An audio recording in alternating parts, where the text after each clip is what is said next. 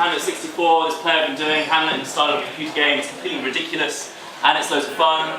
My new show is all about gender. I'm a transgender person. I don't look especially transgender, but that's what one of my poems is about. I'm not doing that one now, but I'm going to do one about boxes as a metaphor. And then I'll do a poem from Hamlet 64, which is new, and no one here has probably seen it, because I'm rewriting it.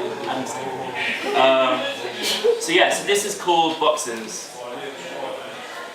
When you're a boy, you get a one-size-fits-all box. You're supposed to fill it from day one. It's kind of cute at first, kids pretending to be strong, but it gets tiresome.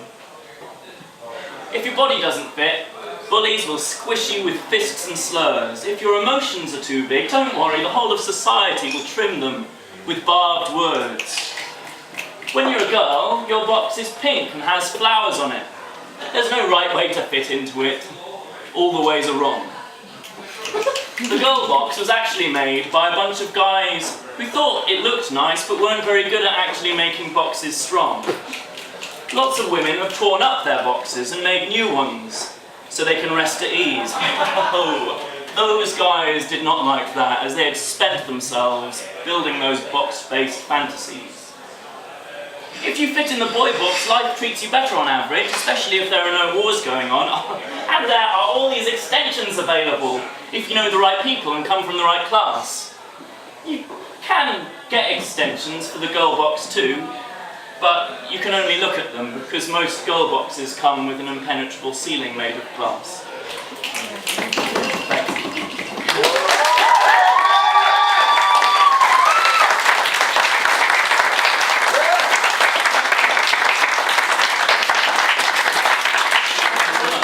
Thanks. So that's my new show called Too Pretty to Punch, which is in development.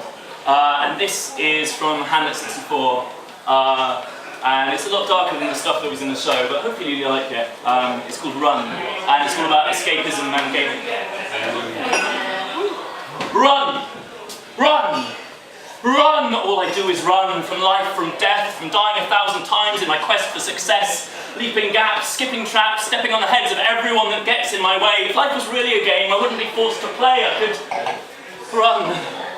From childhood bullies, tormenting texts, furious exes, expected successes, from losing all hope when a 2-year-old screams, from when keeping afloat feels like bursting the seams of how much you can cope, and life gives you a rope, you run. From childhood bullies who thought were your friends, from squeezing your soul into a role you pretend is your natural choice. Run from having no voice, from bruisers, abusers, parental misusers, and run from it all.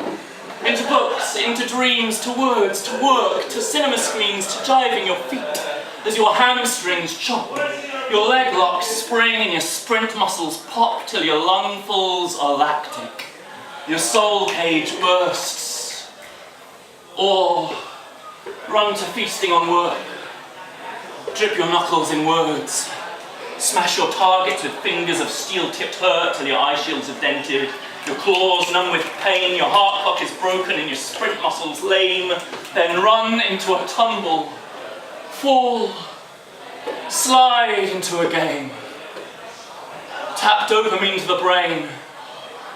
Pause your world, be yourself, stack your life on a shelf, pause your world, free from strife. Taste a second life where death is just a number, a dent in the wall of success where death isn't real.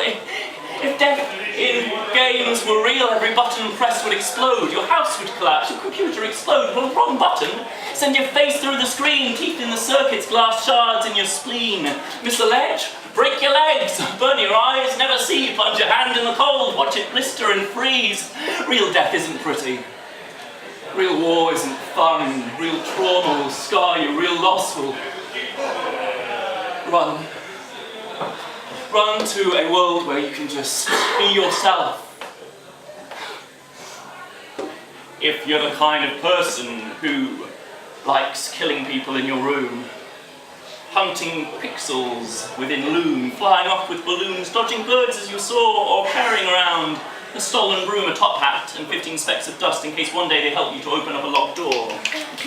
Or wondering what it's all for when 7 hours choosing the role you'll assume, customizing your face and your fingers, you tune into the realization it makes no difference, broad or thin, if you can't afford the in-app purchases required to win.